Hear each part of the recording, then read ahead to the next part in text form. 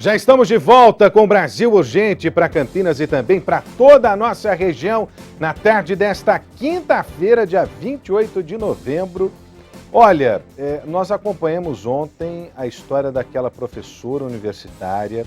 Ela atuava como administradora e que teria sido morta durante um sequestro relâmpago na cidade de Campinas. A história contada foi mais ou menos assim, olha. Ela estaria saindo de casa com o marido, né? O marido e ela acabaram sendo abordados por criminosos ali na região da Paula Bueno, no Taquaral, né? E abordados, eles acabaram sendo levados por 2 sequestradores. Essa foi a história contada pela polícia. Aliás, a polícia pelo marido, né? Que é testemunha. Ele então acabou se apresentando à polícia depois de ser liberado, enquanto a mulher foi encontrada morta com 4 disparos, 4 tiros em um canavial, uma área distante, né, da cidade de Campinas, na fazenda argentina, ali na região de Barão Geraldo. Pois bem, a polícia passou a investigar o caso, prendeu um suspeito do crime. Esse caso era investigado como latrocínio, mas de repente, velho, a conta não fechava. Né? De repente, algumas indicações ali não batiam com as características de um crime de sequestro relâmpago. E os policiais civis do setor de homicídios e também da Delegacia de Sequestro de Campinas passaram a desconfiar dessa história e, num trabalho de inteligência, acabaram chegando a uma reviravolta no caso. Reviravolta no caso. A Carla Ramil está ao vivo comigo. Deixa eu ver a Carla Ramil aqui. Esse foi o carro usado pelos criminosos na suposta abordagem. Mas já se sabe, hein, Carla Ramil, que na verdade não teve sequestro relâmpago nenhum. Na verdade, tudo isso não passou de um plano arquitetado e planejado pelo marido para tirar a vida, ou pelo menos que acabou tirando a vida dessa mulher aqui em Campinas. Carla Ramil, que coisa impressionante, hein? Boa tarde. Boa tarde, Rodrigo. Olha, conforme nós mostramos ontem aqui no Brasil Gente, né, a prisão do Antônio, que é um dos suspeitos, né, de envolvimento nesse crime, apesar dele ter negado, né, o carro encontrado com ele é da esposa dele. E a polícia, um dia depois, então, da prisão do Antônio, começou a perceber que haviam algumas coisas erradas, né, nesse depoimento, que não batiam, pertences da vítima que foram encontrados no carro, mas o celular do marido não havia sido levado pelos criminosos. Então, todas essas divergências, né, Rodrigo, começaram a intrigar a polícia. E ontem, então, eles ouviram o marido pela segunda vez, né? Ele já havia prestado depoimento um dia antes, né? Mas ontem, então, ele acabou confessando para a polícia, Rodrigo, que ele sim planejou, né, essa ação criminosa. Mas ele disse que o objetivo seria dar um susto na esposa e não executá-la, né, Rodrigo? Ele teria, então, pagado uma quantia alta para 2 homens darem esse suposto susto na esposa. Eu até pedi aí pra gente manchetar no Brasil Urgente, porque esse crime foi encomendado pelo marido. Na verdade, ele acabou confessando à polícia ter contratado os assassinos da própria esposa. Nós temos imagens exclusivas da Band, né? Essas imagens que vocês estão vendo aí, especialmente da movimentação no setor de homicídios e na Delegacia de Sequestro de Campinas. Aliás, diga-se de passagem, temos que parabenizar aqui o trabalho dos investigadores da Polícia Civil, que foi um trabalho muito rápido, em apenas 4 dias desde o crime, né, tudo esclarecido, tudo esclarecido. Parabéns à Polícia Civil agindo com inteligência. E, infelizmente, uma morte, né, mais uma morte violenta e que tem o envolvimento de um marido, tem o envolvimento de um homem, né, que acaba se desentendendo com a mulher. Eu não sei se a Carla Ramil já tem detalhes do que teria motivado esse crime. De qualquer maneira, a Carla continua acompanhando a movimentação lá na Delegacia de Sequestro, que é uma grande expectativa hoje. Primeiro, pela localização da arma do crime.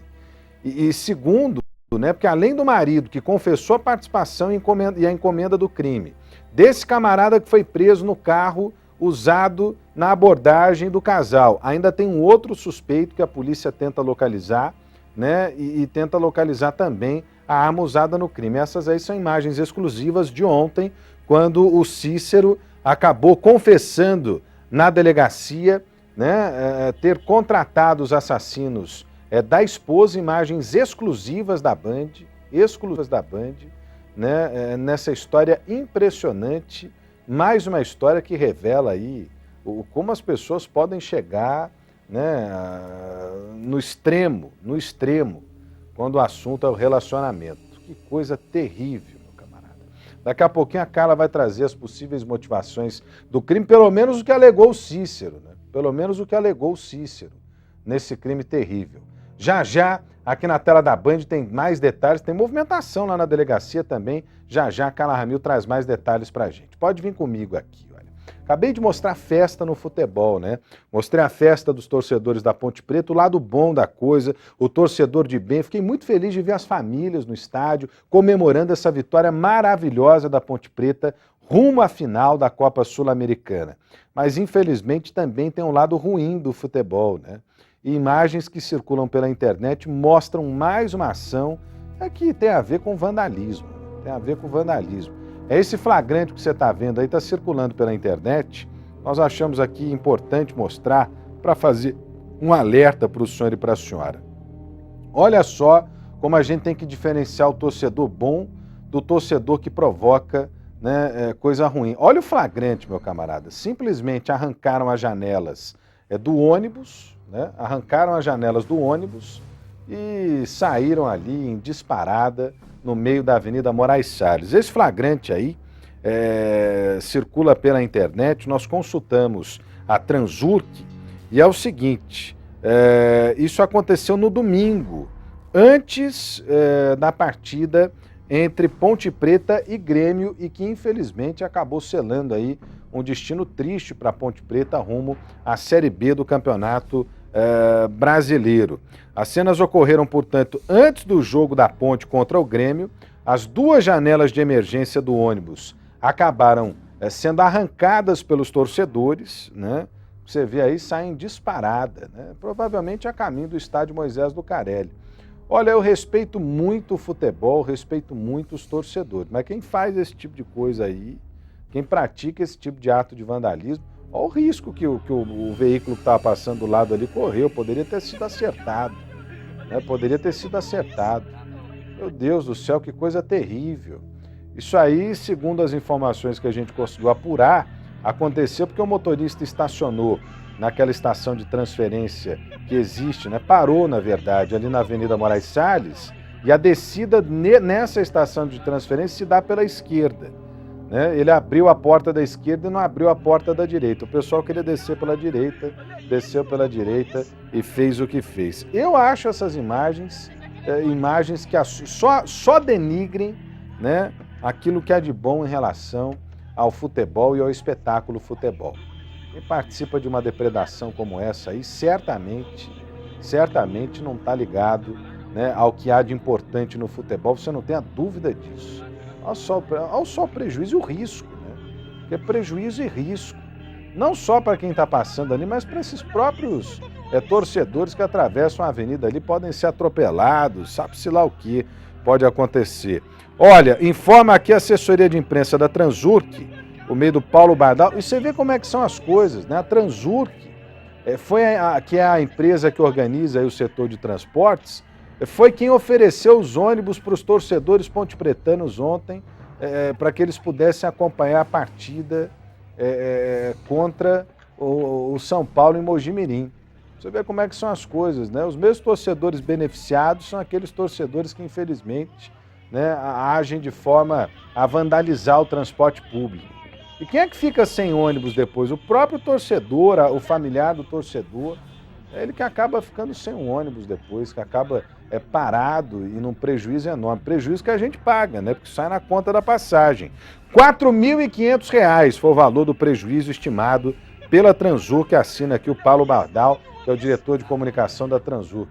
Eu, sinceramente, acho que esse tipo de cena aí tinha que ser abolida, né, com o fim dessas organizações que não pregam um futebol arte, né, o show do futebol, mas acabam levando para a rua atos de vandalismo como esse aí. É claro que a gente não pode generalizar, mas esse tipo de gente que vandaliza não pode participar do futebol. Eu queria uma explicação para os pedaços de pau que estão sendo carregados ali. É para briga mesmo, ô Felipe Pereira? É para briga, possivelmente para briga, né? Você vê que o cara vai para o estádio para vandalizar, para brigar, não vai para torcer pelo time. Isso é um absurdo. Faça-me o favor, hein? Vem comigo aqui porque os médicos residentes do Hospital Mário Gatti continuam parados. O movimento começou no último dia 18, apesar de trabalhar com efetivo mínimo, que é estabelecido por lei, diga-se de passagem. Os funcionários afirmam que não tem data para voltar às funções. Eles protestam contra a falta de funcionários e a retirada de bônus que estavam previstos no edital. Olha, se eu fosse esses médicos, eu protestaria de uma maneira diferente, sabe? Atenderia a população que já está sofrendo pra caramba com essa saúde que vai de mal a pior, sei lá, numa operação para erradicar a fila de espera. Deviam fazer ao contrário, para unir, né, a população e a categoria, que precisa ser respeitada, é bem verdade, contra o gestor público, né, que não leva saúde de qualidade e não valoriza o profissional. Eu faria o protesto de maneira diferente. O que não dá, né, é para parar o atendimento e sacrificar ainda mais a população que já não encontra uma saúde de qualidade faz tempo. Deixa eu ver a reportagem da Karina Rica, tá aqui, ó. Olho na notícia. Os médicos residentes do Hospital Mário Gatti estenderam a greve que acontece desde o dia 18. Antes, apenas os atendimentos ambulatoriais estavam sendo prejudicados. Depois de não terem as reivindicações atendidas, a enfermaria e cirurgias eletivas também estão sem atendimento dos residentes. Cerca de 50 profissionais aderiram à paralisação. 30% do quadro continua atendendo casos de urgência e emergência. Apenas o setor de ortopedia não aderiu. Com a extensão da greve, a população será prejudicada. Segundo os residentes, a quantidade de médicos do hospital não vai ser suficiente para atender a demanda. Além disso, todas as cirurgias agendadas foram canceladas. A gente acaba perdendo um pouco agora, suspendendo algumas cirurgias por causa do movimento da greve, mas porque a gente quer ganhar uma estrutura melhor para a gente poder atender essa demanda grande que a gente tem e poder operar os pacientes e aprimorar a nossa formação. Os médicos residentes lutam contra a suspensão do auxílio moradia, a falta de leitos para internação e a suspensão das cirurgias, que, segundo o representante da categoria, desde 2011 é realizado um rodízio de especialidades que terão as operações realizadas. A paralisação não tem data para terminar. Os residentes só devem voltar ao trabalho quando houver um acordo com a diretoria. A nossa briga é exatamente para conseguir algumas coisas que a gente está pedindo.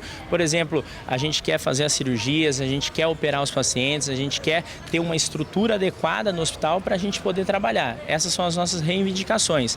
Enquanto a gente não for ouvido e não for negociado alguma coisa para a gente, em benefício da gente e da população, a gente não pretende parar o movimento da greve.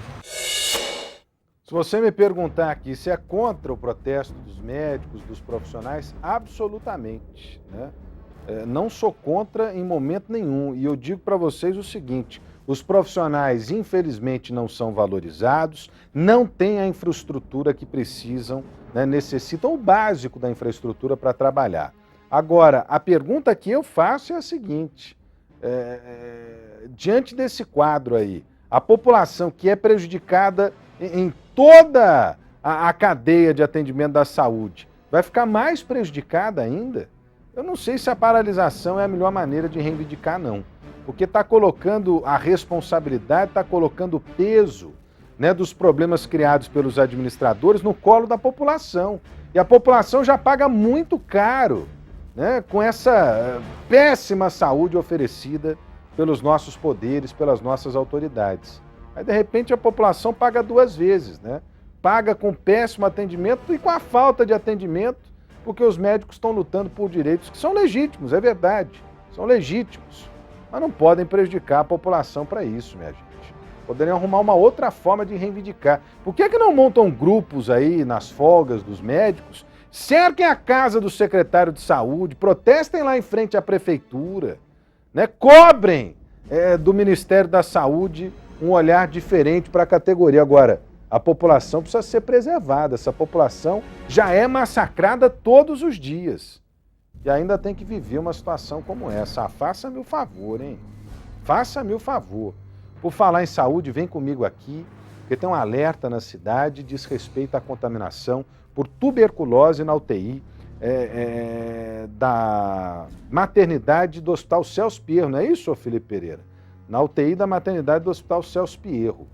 Lá é o seguinte, a Vigilância em Saúde de Campinas se manifestou hoje sobre a possibilidade de contaminação por tuberculose na maternidade. Ontem nós mostramos aqui, o hospital confirmou que abriu uma investigação depois que uma mulher com a doença amamentou o filho durante alguns dias na UTI da maternidade. A criança também contraiu a doença, funcionários, pacientes e familiares podem ter sido contaminados e é por isso que a investigação foi aberta.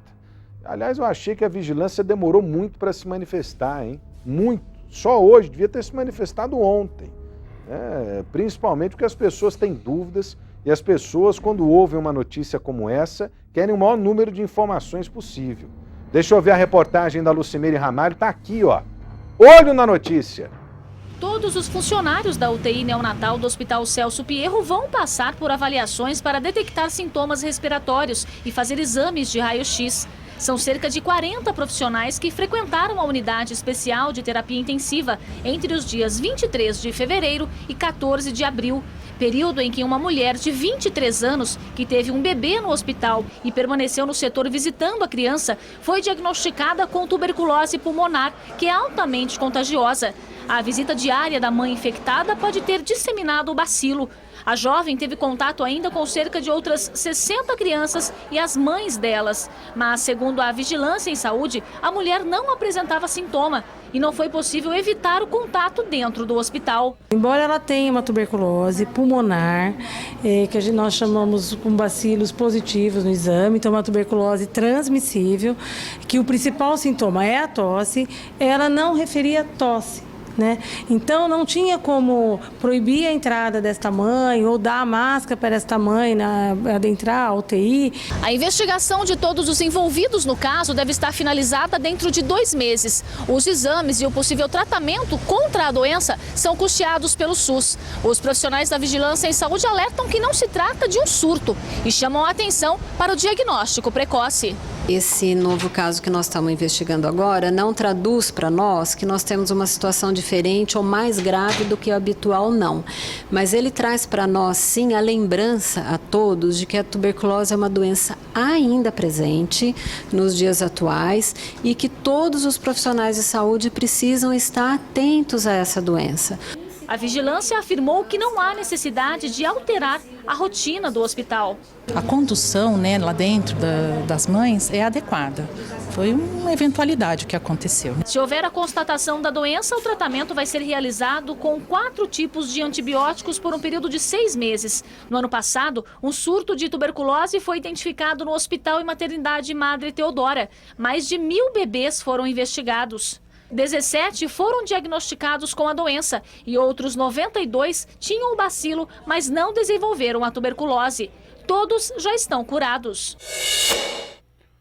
Bom, é importante ficar atento a essas informações e, como bem lembraram ali os representantes da Secretaria de Saúde, não há motivo para pânico, As pessoas estão sendo informadas, Quando eu digo aqui que o maior número de informações precisa ser divulgado, é justamente para evitar esse tipo de coisa, é justamente para evitar esse tipo de pânico. Então há um período determinado para possível contaminação no hospital, o tratamento existe, é um tratamento que precisa ser respeitado com rigor, e fica o alerta porque a tuberculose ainda está presente, as pessoas precisam se tratar, porque consequências da tuberculose são graves, Tá aí a reportagem da Lucimere Ramalho. Pode vir comigo aqui, porque eu quero chamar a atenção do senhor e da senhora que estão acompanhando conosco esse Brasil. Gente, olha, gente, tem um recado importante, hein?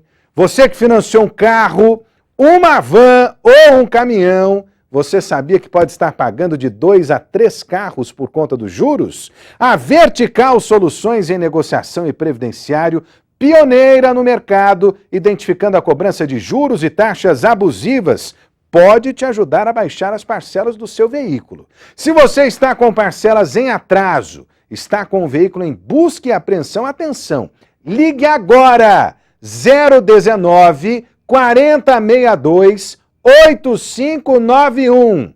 019 4062 8591. renegocie a sua dívida. Agora, se suas parcelas estão em dia, descubra o quanto você pode estar pagando a mais. A Vertical te ajuda a pagar somente o justo e permitido. Ligue agora para a Vertical 019 4062 8591. Vou repetir. 4062 8591. Tá com papel e caneta na mão aí? 4062 8591. Deixe esse problema de negociação na mão de quem entende. É a Vertical Soluções em Negociação e Previdenciário. Pode vir comigo aqui porque 4 homens, entre eles um menor de idade, foram detidos pela Guarda Municipal de Indaiatuba. Eles são suspeitos de participar de roubos na cidade. 2 motos foram apreendidas. Andréa Marques é quem traz os detalhes. Está aqui, ó. Olho na notícia. A ousadia dos ladrões chamou a atenção até da Guarda Municipal. Os criminosos roubaram esta moto bem na frente da GM. Estava patrulhando sentido ao bairro Caminho da Luz, onde eu fico lá, que é um local social da prefeitura, que eu fico trabalho lá. De repente eu reparei com 2 elementos abordando um senhor numa moto. Só deu na hora para ver eles subindo na moto e se evadindo. Os bandidos estavam numa moto roubada na semana passada em Campinas. Para prender os ladrões, a GM teve que pedir reforço. Os 2 criminosos bateram a moto e pediram ajuda. Outros comparsas fizeram o resgate dos bandidos e fugiram. Eles ligaram, acho que ligaram pedindo que tinha acontecido algum problema com ele. E os 2 comparsas vieram buscar.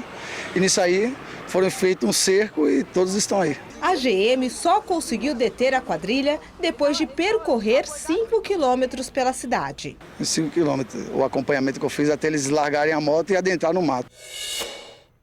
O negócio é o seguinte, você vê a ousadia dos caras, roubaram a moto na frente dos guardas municipais, isso é a certeza da impunidade.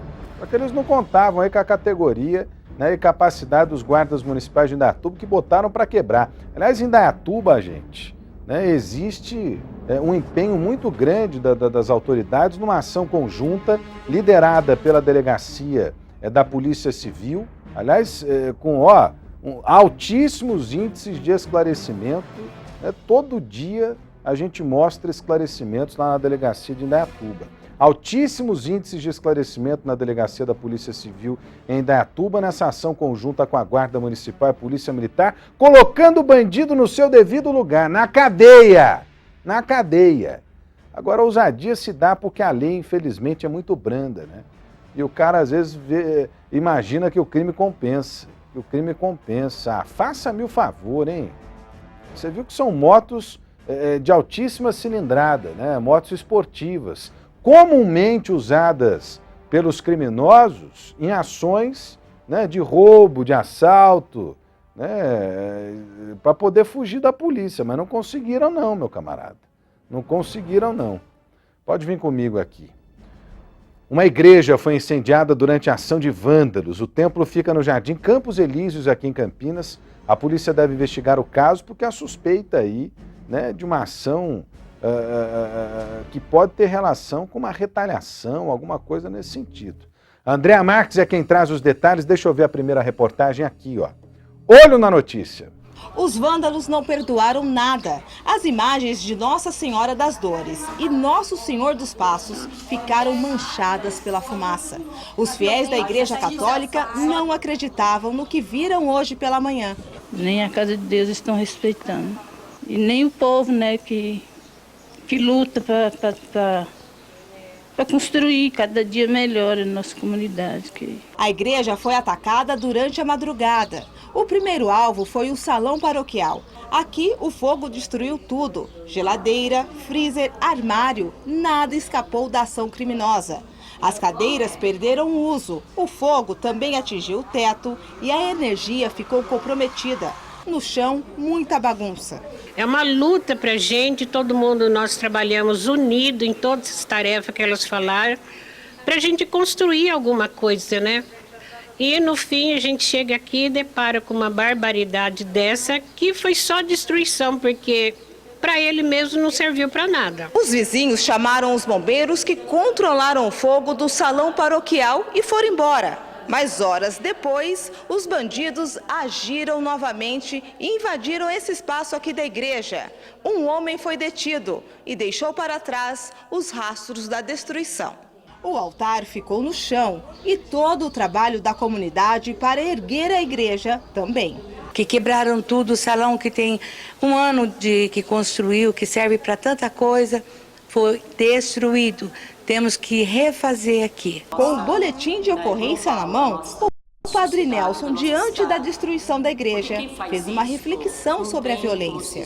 Isso demonstra para todos nós violar o templo sagrado, mas nós, quando viola o templo sagrado, nós olhamos que perdeu toda a dignidade do sagrado que é o nosso corpo.